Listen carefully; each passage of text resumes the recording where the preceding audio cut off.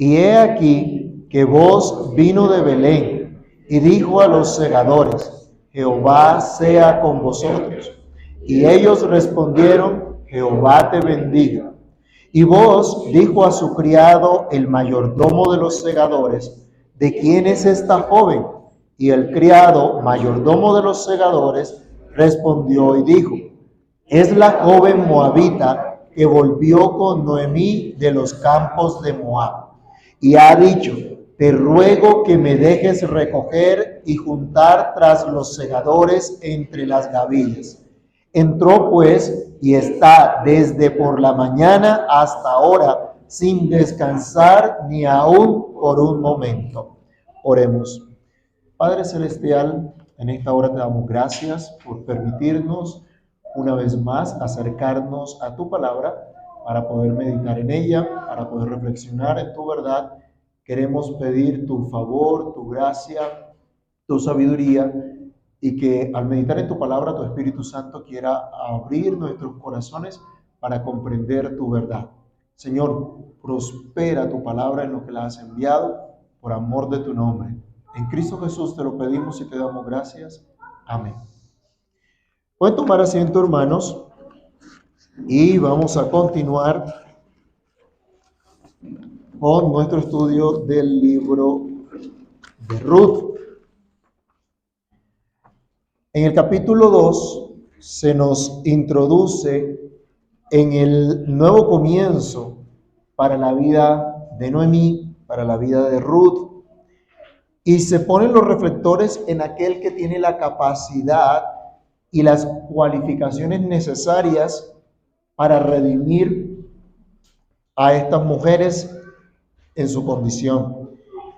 Es un nuevo comienzo, habíamos dicho, de humildad y fe, en la que se puede contar con la bendición de Dios, con su provisión, con su dirección. Dios en su santa providencia está llevando a cabo su propósito de redimir a su pueblo. Está activamente interviniendo en la historia, está dirigiendo todas las cosas para mostrar la excelencia y la grandeza de sus perfecciones, así también como para bendecir a su pueblo. En esta providencia del Señor, en medio de la vida cotidiana, también podemos notar cómo se puede experimentar un nuevo comienzo verdadero, un nuevo comienzo de esperanza, como vimos el domingo pasado, en medio de una comunidad piadosa, que es lo que vamos a ver en el día de hoy, en medio del trabajo honesto y constante. Lo primero entonces es considerar este nuevo comienzo en medio de una comunidad piadosa. Si bien es cierto que en general la época de los jueces fue caracterizada por convulsión política, convulsión religiosa, habían ciertos periodos de revitalización, si se me permite el término, de la iglesia antigua. Este relato nos da fe de una comunidad que en general expresa una vida piadosa, mientras aguarda la esperanza en las promesas de Dios, que como se hará más evidente en el capítulo 4, se están desarrollando esta esperanza de la que nos habla todo el libro, ¿no? Esta redención amorosa de Dios. Hermanos míos, la iglesia del Señor Jesucristo es precisamente esa comunidad piadosa en la cual Dios nos ha introducido para que vivamos una nueva vida, para que aprendamos a vivir, como dice la Escritura, quieta y reposadamente, en toda piedad y honestidad, aguardando la venida bienaventurada de nuestro Señor Jesucristo. Entendiendo que esta quietud de la que nos habla la Escritura, o este reposo, nos habla de la confianza en el Señor para hacer lo que nos corresponde, y no significa un estado de inactividad. Podemos inferir de nuestro relato entonces la existencia de una comunidad piadosa, incluso en esa época de convulsión, que se ocupa de sus negocios con fidelidad. Una comunidad de relaciones sanas. El saludo entre vos y sus empleados nos llama la atención sobre esto. Matthew Henry en su comentario nos dice: el lenguaje piadoso y bondadoso entre vos y sus segadores, muestra que había personas piadosas en Israel. Un lenguaje como este rara vez se oye en nuestros campos. Imagínense el comentario de este escritor ya en épocas del siglo XVIII. Con demasiada frecuencia, por el contrario, es inmoral y corrupto. El extranjero se formaría una opinión muy diferente de nuestra tierra en comparación con la de Ruth, con la que se formó Ruth en Israel a partir de la conversación y la conducta de vos y sus segadores. Pero él decía también, la verdadera religión enseña al hombre a comportarse rectamente en todos los estados y condiciones. Forma amos amables y siervos fieles y produce armonía en la familia. La religión verdadera produce amor, bondad mutuas entre personas de diferentes rangos. Así que no importa si eres empleado o si eres empleador. La fe que obra por el amor te llevará a actuar con piedad, cualquiera que sea el oficio, cualquiera que sea la posición que desempeñes. Y debemos mirar acá que la igualdad ante Dios nos debe llevar a considerarnos mutuamente, a tratarnos de forma piadosa en todas las relaciones en las que Dios nos ha puesto. En la iglesia principalmente, pero también en la comunidad que ha de ser influenciada por la iglesia. Recordemos la instrucción apostólica en Efesios 6, del verso 1 al verso número 9. Aquí tenemos un ejemplo de que en las diferentes relaciones que tenemos debemos tener esa consideración mutua porque todos estamos delante del rostro de nuestro Dios.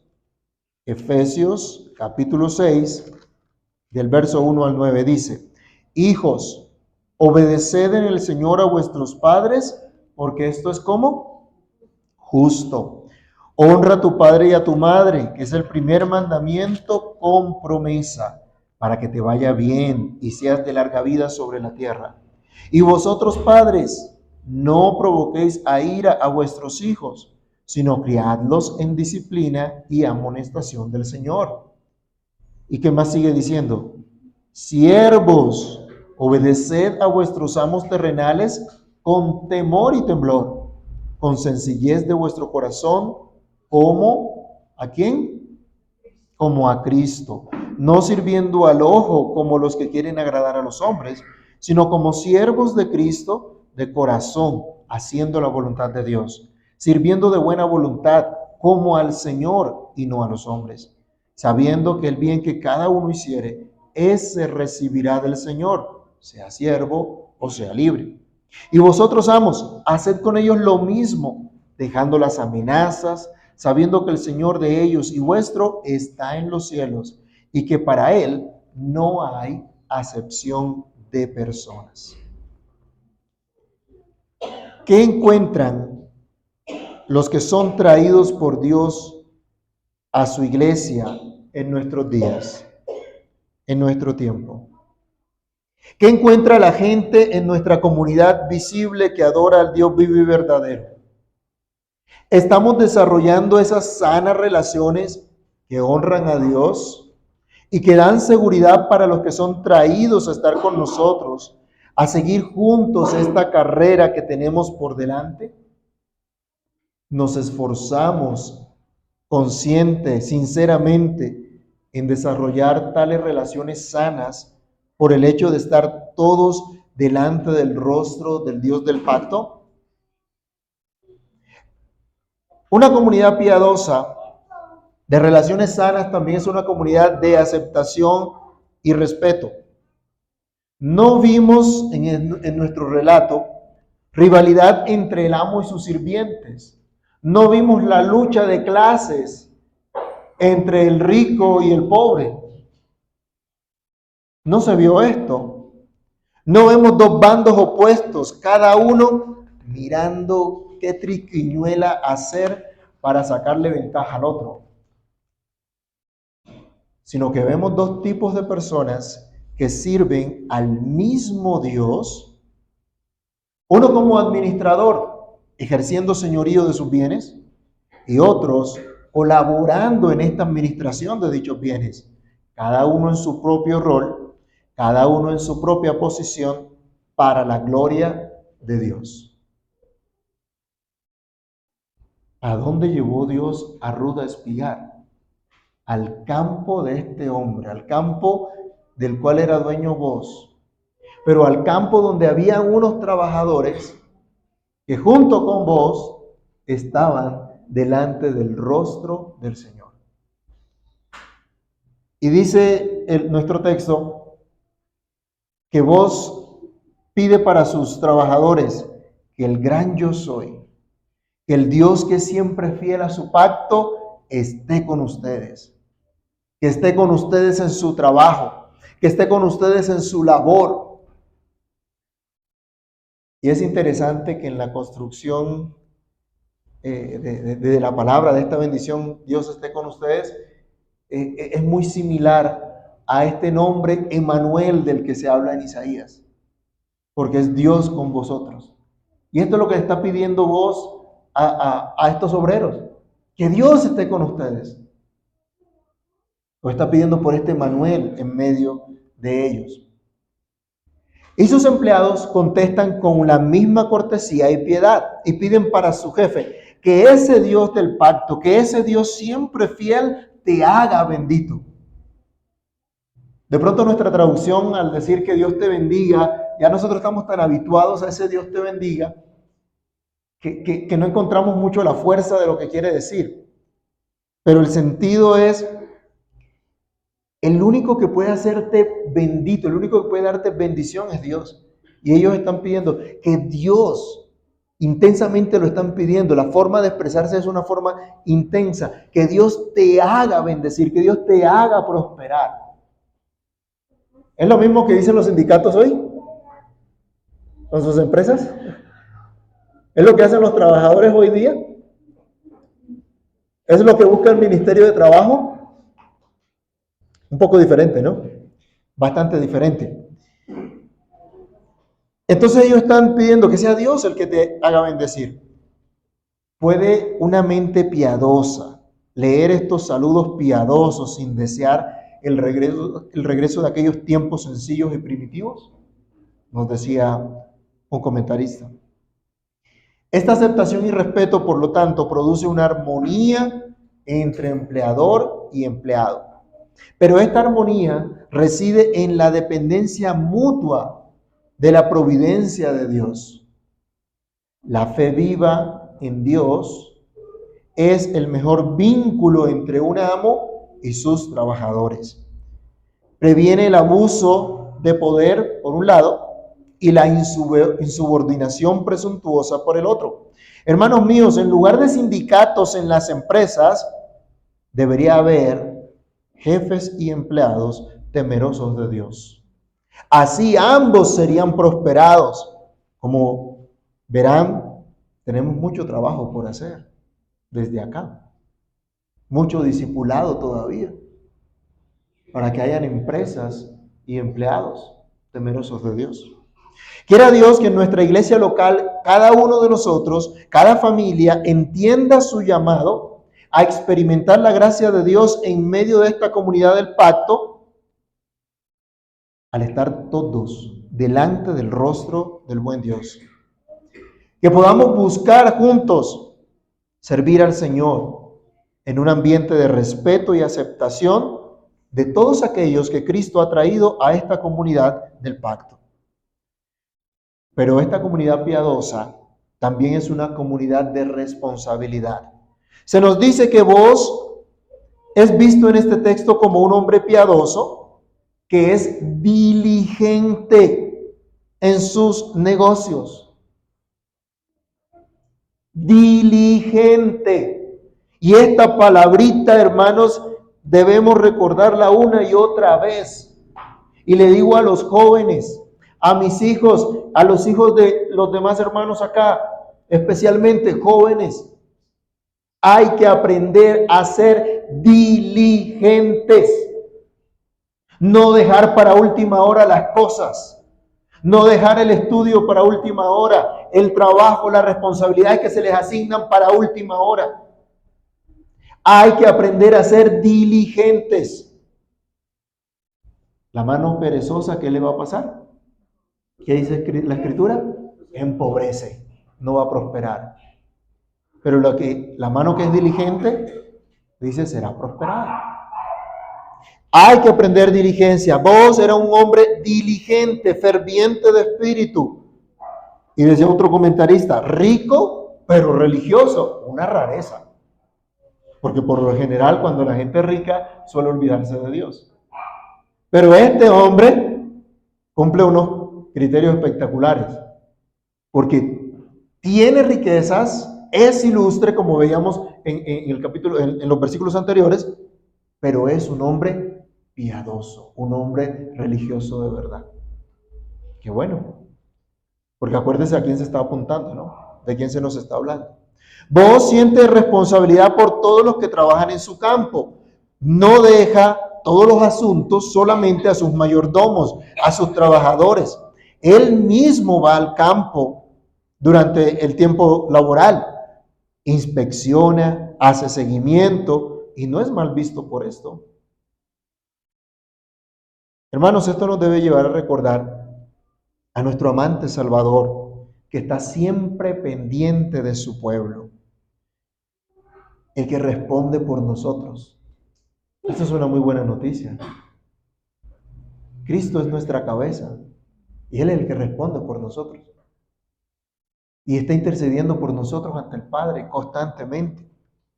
El que está de nuestro lado. Y por eso se nos dice hoy, si Dios es por nosotros, ¿quién contra nosotros? Él sí se preocupa por nuestro bienestar. ¿Se acuerdan que en pandemia nos decían Bogotá te cuida? Claro, Bogotá te cuida encerrándote y que no te puedas congregar y que no puedas desempeñar tus labores como Dios te ha mandado. Mentiras. No buscaban nuestro bienestar. ¿Cuántos desastres hicieron porque nos tenían a todos encerrados? Es algo terrible. Dios sí busca nuestro bienestar. La evidencia es la cruz. Allí Él vino a darnos vida. Nos ha dado también ahora su Espíritu para que tengamos vida en abundancia, para que permanezcamos en Él. Cristo cumplió su misión encomendada por el Padre con diligencia y sigue delante del trono celestial intercediendo por nosotros. Hermanos, ¿qué área de nuestra vida no requiere diligencia y autogobierno? ¿En qué área de su vida usted no debe ejercer autogobierno, por ejemplo? ¿En qué área no debe gobernarse a usted mismo?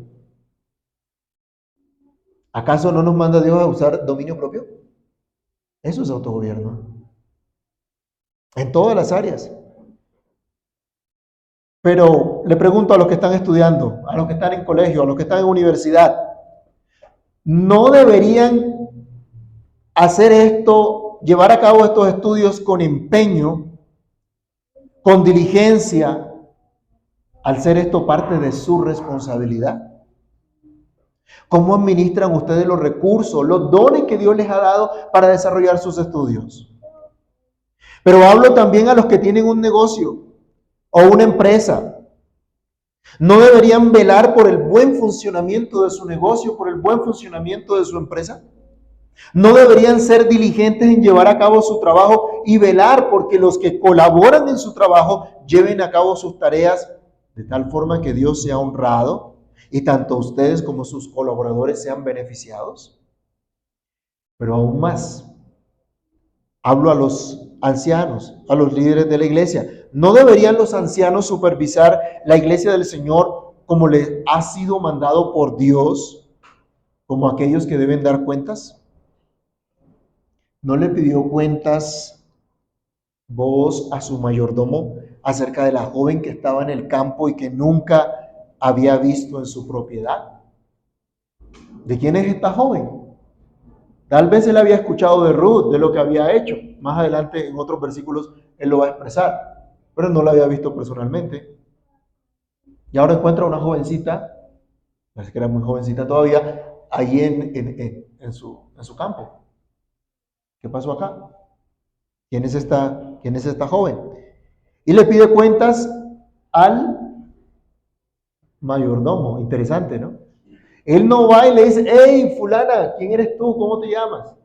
Sino que le pidió cuentas al capataz o al mayordomo que estaba encargado del campo, que era el que permitía que los extranjeros o los pobres pudieran venir y estar detrás de los segadores para recoger lo que se les caía. Vos le pidió cuentas a su mayordomo. ¿No tendremos que dar cuentas a Dios de la administración que hacemos de nuestra propia vida y de la comunidad local en la que Dios nos ha colocado? Aquí todos los que estamos reunidos hoy, por ejemplo, estamos dispuestos en calidad de miembros o asistentes de esta iglesia local a rendir cuentas de nuestro estado ante un requerimiento del cuerpo gobernante de la iglesia local. O decimos, no, hermano, eso ya no se usa, ¿cómo así? En mi vida mando yo, usted no tiene nada que venir a meterse con nosotros. Estamos dispuestos, hermanos, a cuidar los unos de los otros, a apoyarnos para que crezcamos espiritualmente, para que desarrollemos nuestro llamado de ser luz y de ser sal. Por ejemplo, ¿acaso la Escritura no nos dice, no dejando de congregarnos como algunos tienen por costumbre? Pero ¿en qué contexto dice ese no dejar de congregarse? Los versículos anteriores que decían que nos motivemos los unos a los otros al amor y a las buenas obras. Y es precisamente en este contexto que estamos motivándonos al amor, a las buenas obras, porque lo hacemos a la luz de la palabra de Dios. ¿Estamos dispuestos entonces a ayudarnos?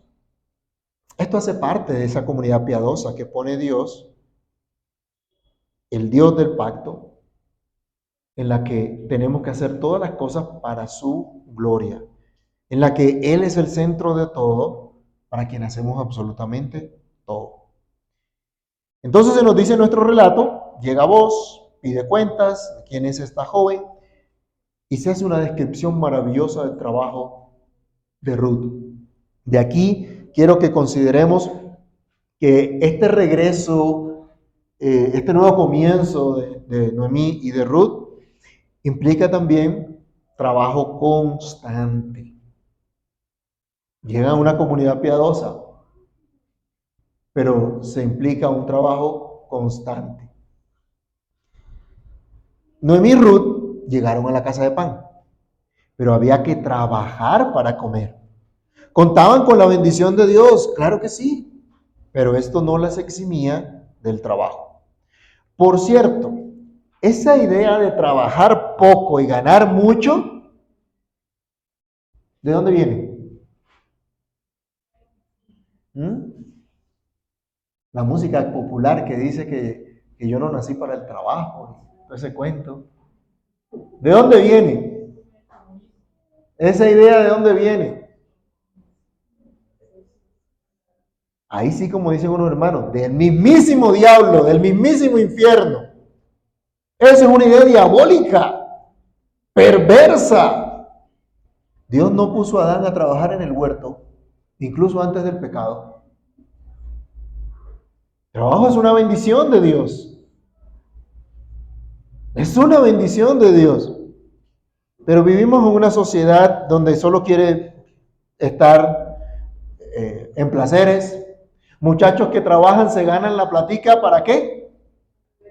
Para acabársela un solo día, ¿no? Porque no hay un mañana. En una empresa que yo trabajé, tenían un problema con unos muchachos que habían contratado para unos temas de call center. Y los muchachos llegó diciembre y adivinen qué pasó. Renunciaron, se fueron a gastarse la platica, paseo, vacaciones, fiesta. Enero llegara, quién sabe si llegue, no les importaba nada. Había que acabarse absolutamente todo. Eso es una idea diabólica, como las ideologías de izquierda que hay en nuestro país, que abundan en nuestro país, en todos los partidos, incluso los que se dicen de derecha. Cuidado, hermanos, con dar su voto a estas ideas que van en contra de la ley de Dios, porque usted entonces se pondría del lado de los hijos del diablo, levantándose en contra de Dios. En este relato encontramos el testimonio fiel que dan otros, no que da Ruth. No es Ruth la que está allí diciendo, señor vos, yo estuve trabajando todo el día. Míreme que yo soy muy trabajadora, muy honesta. No, ella no se echó flores a sí misma. Su testimonio de vida, su acción, habló más que sus palabras. Otros dieron testimonio de lo que había hecho Ruth, de la labor de una mujer temerosa de Dios, de una mujer trabajadora. Ruth no es una mujer chismosa que llegó a ver quiénes estaban por ahí. Y para decirle al capataz, mira, que ese no estaba trabajando, mira que... No, ella estaba enfocada en lo suyo. No estaba pendiente qué era lo que hacían los demás. Él tenía que trabajar, no tenía tiempo para el chisme. Había que trabajar. Diligente. ¿Qué dice el empleado? ¿Qué dice el mayordomo? ¿Desde cuándo empezó a trabajar? Ahí se quita en mediodía, ¿cierto? Primero un motocito, el tintico, la charla, y después sí se puso a trabajar. No, eso no fue lo que hizo. Desde por la mañana, dice, que empezó a trabajar. Estaba cercano al mediodía. Y dice, hasta ahora se vino a sentar acá al cobertizo o a la casa o a la carpa que habían hecho donde iban a tomar los alimentos. Es lo que nos dice los versos 6 al verso 7. Vamos a leerlo otra vez, el testimonio que dan de ella. El criado mayordomo de los segadores respondió y dijo, es la joven moabita que volvió con Noemí de los campos de Moab. Miren que una y otra vez cuando se refieren a Ruth, dicen que es la extranjera, es la moabita, pero que regresó con Noemí. Y ha dicho, te ruego que me dejes recoger juntar tras los segadores entre las gavillas. Entró pues y está desde por la mañana hasta ahora sin descansar ni aún por un momento. Ruth demuestra trabajo constante, humilde y fiel. Ella no llegó con exigencias. Por ahí por la 72 con séptima, todas las semanas, por decirlo así, hay alguna manifestación, hay alguna marcha. Exigimos. Los estudiantes que ni trabajan, ni estudian, ni hacen nada, bloquean la calle a defender a Palestina, por ejemplo. Y no tienen idea dónde queda Palestina. Una cosa espantosa. Los profesores también se reúnen por ahí cerquita a hacer sus arengas, porque el gobierno al cambio no les cumplió, ¿no? Pues es entendible. Y más de uno, y cierran ahí y hacen sus exigencias. Y ven ustedes las pancartas y ponen música y están bailando y haciendo sus exigencias y toda la cosa. Ruth no llegó exigiendo su derecho al trabajo, ni siquiera su derecho dado por Dios como extranjera a poder recoger lo que dejaban caer los segadores durante la cosecha. La ley de Dios lo establecía, pero ella no llegó a reclamar absolutamente nada. Ella rogó que le permitieran desempeñar su labor, que por el momento, en su condición de extranjera, en su condición de viuda, era lo único que podía hacer. La tarea, decía un comentarista también, aunque humilde, agotadora y quizá vil, Ruth la llevó a cabo con fidelidad. Ella no pidió la gerencia del campo. Ella no dijo, yo tengo capacidades para dirigir y definir, fulano haga esto, fulano haga lo otro. Ella no llegó a mandar. A muchos les gusta mandar, ¿cierto? Y poco remangarse y ponerse a trabajar. No, ella no hizo nada de eso. Ella llegó a rogar. Y llegó a hacer un trabajo que realmente para muchos en la época era considerado un trabajo vil, menospreciable, porque solo lo hacían los más pobres o los extranjeros. Era lo que hacían. Era lo único que ella podía hacer. Hermano, ¿cuál es la actitud que tomas ante una tarea que se te encomienda que no está a la altura de tu verdadero potencial? Es que yo tengo capacidades para hacer otras cosas, pero me ponen a limpiar el baño, ayudar a arreglar el baño acá en el salón. Si yo puedo predicar mejor que el pastor, ¿por qué no me ponen a predicar a mí también?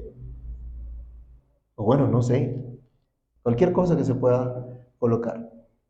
O en el trabajo que consigue. Hoy estamos en una situación un poco compleja, ¿no? Por causa de todas estas políticas perversas que la gente tiene. Y es difícil encontrar un buen empleo. O es difícil hacer empresa hoy día en nuestro país. Y entonces, ¿qué hacemos ante esa situación? ¿Acaso Dios no está gobernando todo eso? ¿Acaso Dios no está al control de todo eso también? Entonces, ¿por qué nos quejamos? Entonces, ¿por qué nos desanimamos?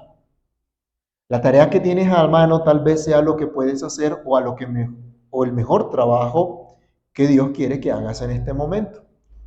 O como en el caso de Ruth, puede ser una prueba de tu carácter que abra nuevas puertas de oportunidad. Ruth no llegó con exigencias, no llegó con ínfulas de alguien muy importante que merecía reconocimiento por cualquier cosa. No sacó sus pergaminos, ¿sí? Especialista en siega, en cosecha, no sacó nada de eso. No había LinkedIn en esa época, ¿no? Para hacer alarde de sus capacidades profesionales. Sabía cuál era su condición, sabía lo que en ese momento estaba capacitada para ganar con honestidad su sustento. Hermanos, debemos aprender a ser humildes y fieles en todo lo que Dios nos ha otorgado, con los dones, con los talentos que tenemos, incluso cuando somos expuestos a los reveses de la vida, como los que atravesó Ruth. ¿Ustedes creen que Ruth en Moab estaría recogiendo espigas o recién casada estaría en esas? No, tenía una situación diferente, pero llegó la muerte, la separación y trajo todo este revés. Ahora es una extranjera, viuda, y tiene que desempeñar un trabajo que no es el rango más alto, no es lo más ilustre que hacer, tal vez de muy baja remuneración, pudiéramos decir, pero no lo hizo de cualquier manera. Se nos dice que su trabajo fue constante, fue arduo. Ella llegó a ese cobertizo o lugar dispuesto para los alimentos a descansar por un momento del sol agotador, del trabajo agotador, luego de haber estado toda la mañana dedicada a recoger espigas detrás de los segadores. Por implicación, podemos ver que los segadores tampoco estaban jugando. Estaban trabajando de verdad, trabajando duro. A veces nos quejamos del trabajo, pero no podemos esperar, hermanos, en medio de esta raza caída, que el trabajo sea simple, que el trabajo no implique esfuerzo, que el trabajo no tenga complicaciones. A veces decimos, ay, ¿por qué tanto chicharrón? ¿Por qué tanto problema? Hermanos, hasta los puestos gerenciales de los CEO, CFO y todas las cosas que se inventan hoy día, experimentan situaciones agobiantes, situaciones desafiantes. Por ejemplo, un alto ejecutivo que tiene que responder por el trabajo de todos, ¿cómo armoniza que todo el mundo vaya en la misma dirección y que puedan cumplir con las metas que se han trazado a nivel organizacional? Eso es complejo cuando se miden los resultados de las empresas o de las unidades de negocio. Allí hay dificultades también. Así como el operador de una máquina o el agricultor tienen dificultades propias de su oficio. Algunos no quieren trabajar porque les causa dolor. Y están demandando, ¿no? Porque les causa dolor. ¿A cuánto le dará dolor el del banco este que ha tenido tremendos problemas esta semana y hace varios días? Y la gente va a pagar y no funciona, no hay línea, ¿no? Horrible. Yo creo que sí les puede causar dolor ahí, ¿no? Pero se nos olvida que dice Génesis 3:17. ¿Qué le dijo Dios al hombre? Que a partir de haber pecado, haberse apartado de Dios, ¿qué ocurriría con la tierra? ¿Qué era lo que le iba a producir? Cardos y espinos. y que trabajaría duro para poder obtener su sustento. Esa es la consecuencia de una raza caída. Ahora, por la gracia de Dios, Dios da dones, Dios da sabiduría para que podamos desempeñar de una mejor manera nuestro trabajo. ¿Sí? Hoy aquí en esta ciudad nosotros no tenemos que ir allá a sacar agua de un pozo y a traerla en caneca para la casa, ¿no? Ahora vienen por unas tuberías, que a veces llega puerca, pero bueno, ahí la limpian. Y hay ciertas cosas que nos han beneficiado a nosotros. Pero todo trabajo tiene sus complicaciones. Por la gracia de Dios podemos buscar mejores formas que nos ayuden a desarrollar ese trabajo, pero no implica ausencia del dolor. Muchos prefieren no trabajar porque se estresan, porque tienen que madrugar mucho, porque simplemente estorba sus planes de ocio. Hay gente que prefiere simplemente jugar o dormir. No, ese trabajo no, porque es que me toca madrugar mucho. Y yo para la madrugada sí. Para eso sí no sirvo yo. ¿Vale? Eso no es lo que la Biblia nos llama. Se molestan la gente si se les exige en su trabajo. Y dicen, ¿sabe qué? Renuncio. Renuncio porque esto es muy demandante. Y yo trabajo a mi ritmo. Voy a ser mi propio jefe. Hasta prefieren la pobreza y los subsidios en lugar de esforzarse y trabajar. Hoy día mucha gente prefiere el subsidio. No se esfuerzan para nada. Y les llega su platica mensualmente.